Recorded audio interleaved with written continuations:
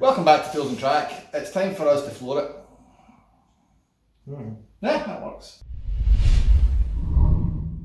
In our last episode, we finished off a lot of welding on the underneath of the car, and on the side, and on the other side. Fixed the suspension pickup. We did loads of stuff, yeah. However, it was very montage heavy, so today we're going to do very discussion heavy, because I'm about to start something that I'm not even entirely sure how I'm going to do.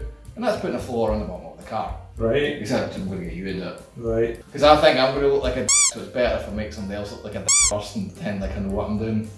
Right. I'm not feeling well. This is our aluminum What happened sheet. with the super speed? That's it. Is that it? Yeah.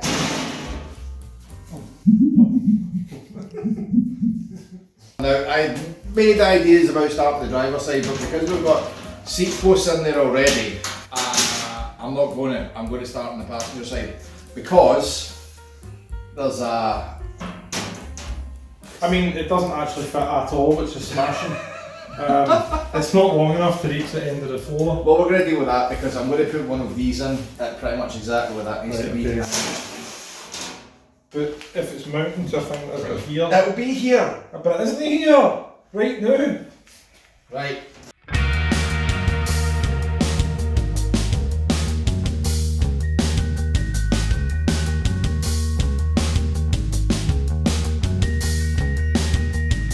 Okay, so we're about to now see if we can get this thing to go on. I've just added some steel here, so the first problem is going to clearly be we have bulges that we need to deal with. So We're going to the gym for that, mate. So, that was really hot. It would be, yeah. That's a really odd place to get a bum, right underneath your gunt. Anyway.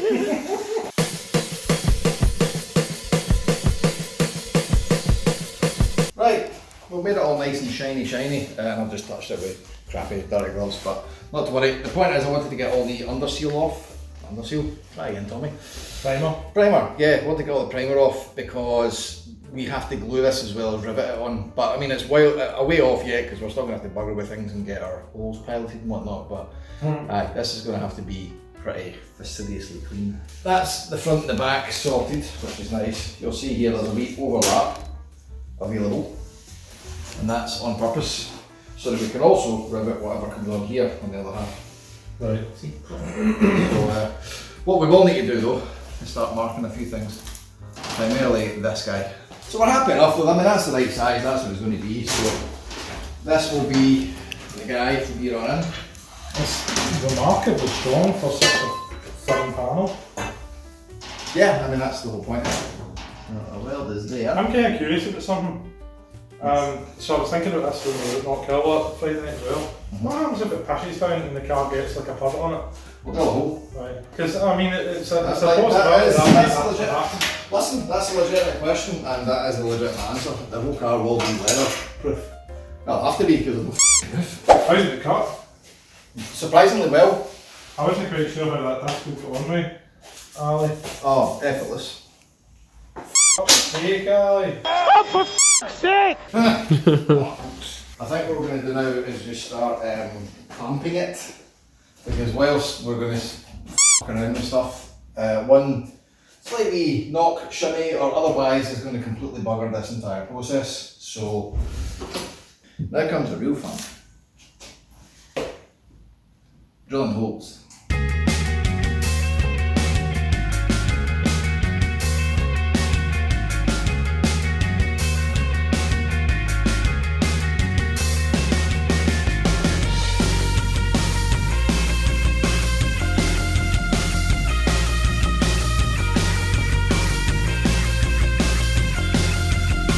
Right, 1, 2, 3 rivets done, so that will give us a triangulation.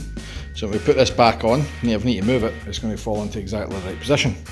Now, we can take it off and trim it.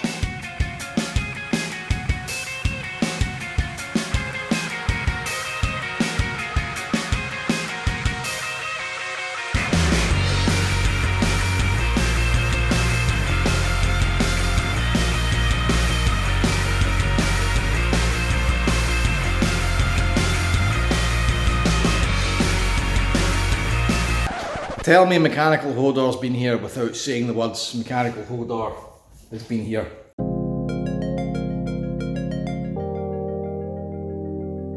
Okay, so what is this aluminium that we're putting in the floor of the car? Well, let's get technical. On the only board that I've got space left that I can write on. This is what's called 6082 aluminium alloy. Now, that means it is a predominantly aluminium based alloy. And an alloy, if you don't know, is a whole load of elemental metals such as tin, nickel, aluminium, etc. all combined in varying different quantities to make a much stronger metal. Now, 6 in this instance will always denote that aluminium is the principal metal involved, i.e. there's more of it than anything else in the alloy. So that means that it's going to be lightweight. All of the other stuff, and I could go into it.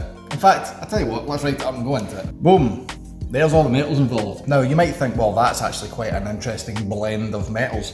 All of these circle at about 1% of content, give or take. So 95% of what I am putting on the car is still aluminium. But because of these properties, it isn't bendy weak aluminium. All of this stuff blends in to make it a structural alloy. Now, what's a structural alloy? Well, it's one that will take load, i.e. it's got tensile strength. So it means it won't actually tear, bend, or do all the things that aluminium normally does quite so easily. Now, we're not talking about titanium levels of strength, but it's a compromise, and compromise is what car building's all about, especially when it comes down to your social life, but we'll get to that later. What I've written here is that it has the ability to weld good. If I wanted to use gas or some other principal form of welding, but not including my normal, MIG welding, we could bond this onto the car. It will weld. However, the problem is when you weld it, you are starting to disrupt the metallurgy compound of all the metals in it, and you're reducing the temper. So yes, you can do it, but it will weaken the alloy. So I don't really want to do this because one of the whole reasons of using this aluminium alloy is it's going to add structural strength to the car. I'm looking for a wee twofer here, especially for the price that it costs. So as such, we're going to look at a different way of attaching it.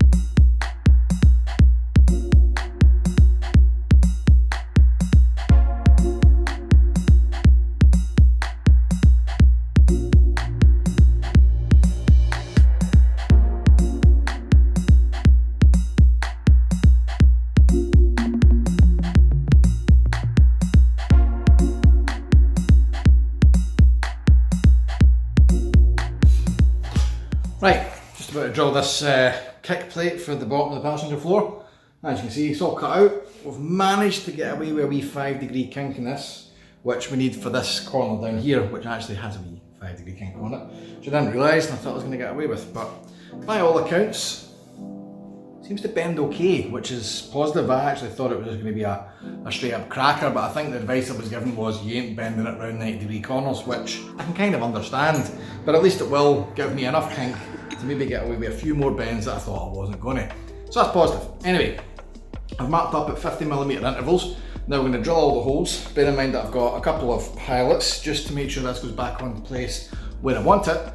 Once I've got all the holes drilled in this, I'll then drill the pilots on the bodywork, pull that off, mark them up, and that's another panel ready for mounting. Now, you'll notice that I've not mounted in yet, because I think what we're going to have to do is get a whole batch ready. Because of the way this glue works, I'm going to have to do these in a bit of a batch. In fact, that's probably a good point. Let's go over what this glue is all about to the other board. This is 9323 Scotch Weld adhesive. Now, it's a two-part stuff, i.e. you've got to mix this up in a certain ratio And then that's, well, you know, the glue and an activator. The whole point of this is I've got to put 27 parts of this into 100 parts of this. Now, I have it on very good authority from the man that supplied me with this, that's Neil over at Strawberry Racing, that this 100 to 27 ratio is pretty critical. So, I'm gonna have to go and dig out some scales in order to do this. I'll probably just walk out to the middle of where this unit is and find the local drug dealer. Anyway, what we'll do is we'll measure out weights to determine the ratio quantities of this. But let's look into what this stuff actually is. Anyone who's went and googled off the back of what I was discussing with the 6082 aluminium will have sussed out it is actually aerospace grade. It is structural because they build planes and helicopters and stuff out of it. In order to bond it together, they have to use some form of glue because, you know, as we discussed, welding it will weaken it, and well, that ruins the whole point of actually using it as a structural member. So what I'm going to do instead is we're going to bond it and rivet it. And that is why we've drilled all of the holes to 4mm. I'm going to use rivets that need a 4.6mm with chamfer head in order to get that proper maximum bite out of the rivet. So that's why we can ream them out a wee bit and then add in a wee bit of chamfer onto the aluminium.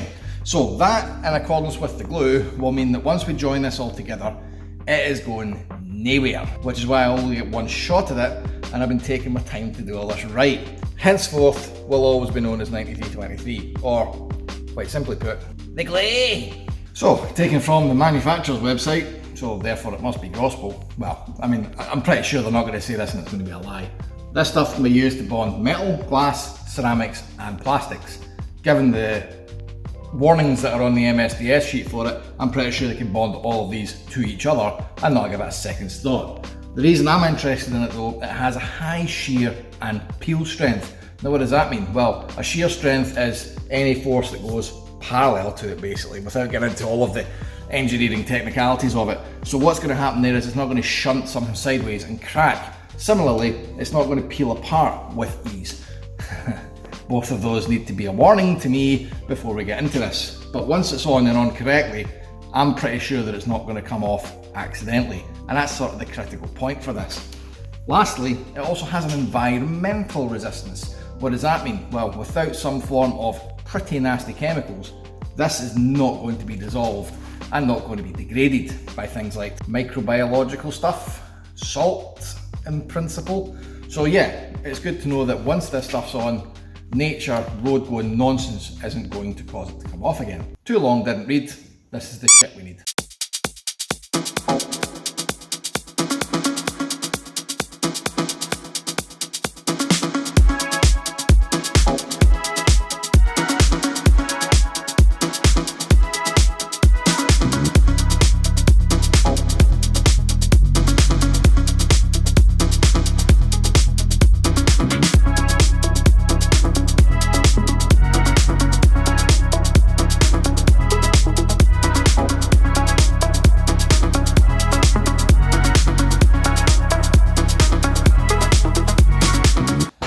Good news, more drilling, and because it's the size it is, I can't actually put this in the pillar drill, so this will be a long and arduous task. Now, I've put these rivets 70mm apart rather than the 50 that we used on the kick plate at the front, simply because, well, I just don't think it needs them at 50mm and it's going to look really congested. Similarly, 70 seems to be a good gap to tie on all the holes that I've already drilled. And, you know, rivets aren't free. Also, if you look very carefully, you'll see that every bit of enthusiasm for this job has just gone. So, I don't even think time-lapse is going to make this interesting. It's just going to be a case of drill these all and, yeah, my arms hurt. Anyway, I'll be back in a moment, we'll start on the other side.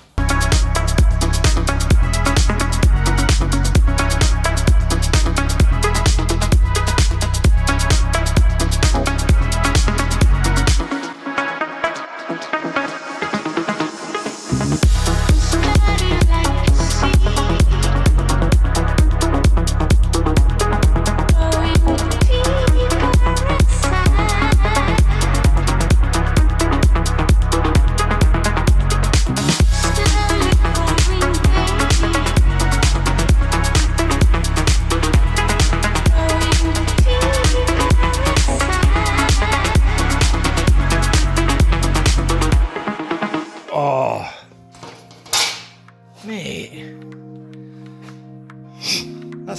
normally get. More drilling and riveting, I guess.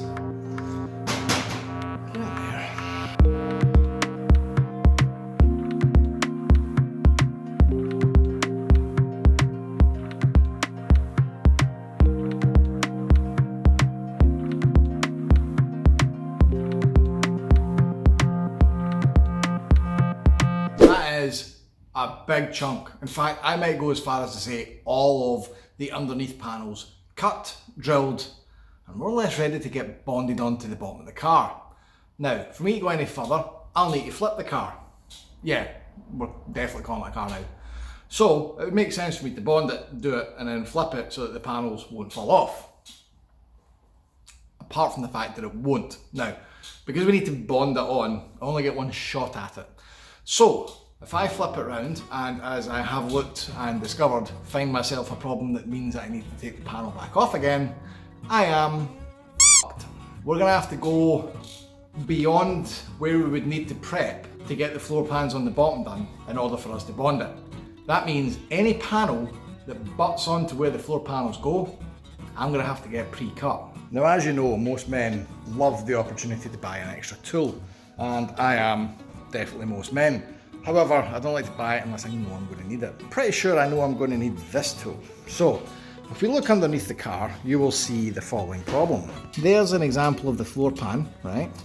Now, I'm going to start on this panel next, which covers the transmission from the feet of, in this instance, the passenger.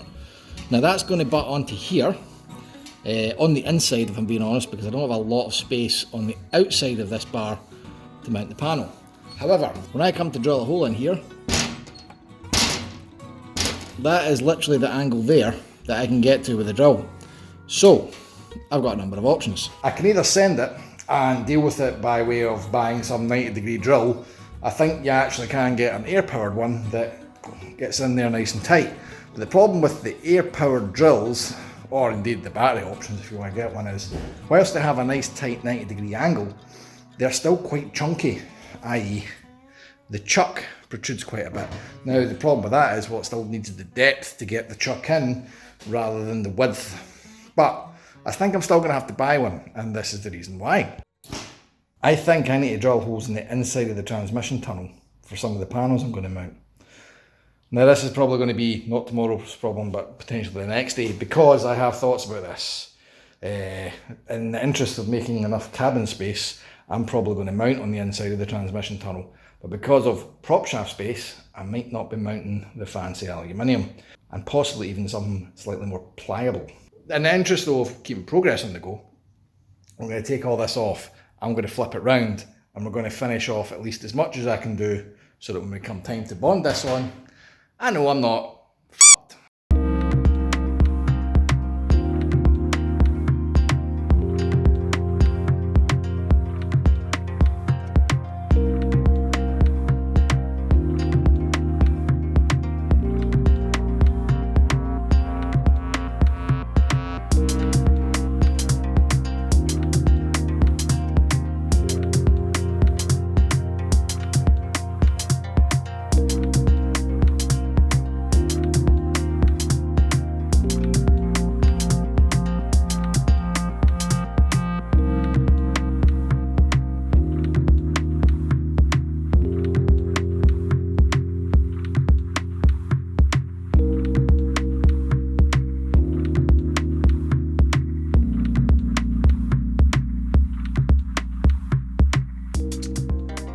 Sorry, I just kind of got into a wee welding groove there and got carried away. As you've probably noticed, there's been a few things on my mind and I've now dealt with them. So first off is this. You may be wondering, can this ever possibly need more strength? Well, no, but if I'm paneling off here, I'm going to have something to rivet to. And that was, as you can see, actually recessed a wee bit. So now we've got, well, hell, more strength, why not? But also a face with which to rivet to. Various other little bits and bobs, naturally, that were needing tidied up, flattened down and dicked around with because the car was on its side. But most importantly, this. As we were moving to the back, I thought I better cap these guys off, otherwise they will turn into rust. So it also gives me another little point to rivet to when we get round to it. But yeah, that's kind of about it. And I'm going to say that's my weekend over, and therefore I'm going for a bath. Patreons, who are now back on the wall and running up the side of the screen right now, thank you very much for the support. It's literally paying for flap discs and welding wire at the moment, but we're making progress, so that's good. If you don't know what that's about, patreon.com/JoesandTrack and help this build out, because it literally is helping the build out. If that's not for you, cool, just do the like and bell subscribe thing that everyone else on YouTube tells you to do, because apparently that's how we grow, although I have no idea if it works or not. Everyone else seems to have 100,000 subs, and we've only got about 3, so hey-oh. Anyway, bugger it, I enjoy it, I'm building a car, I might as well share it regardless. Thanks for watching guys, and I will catch you in a week. Drive safe.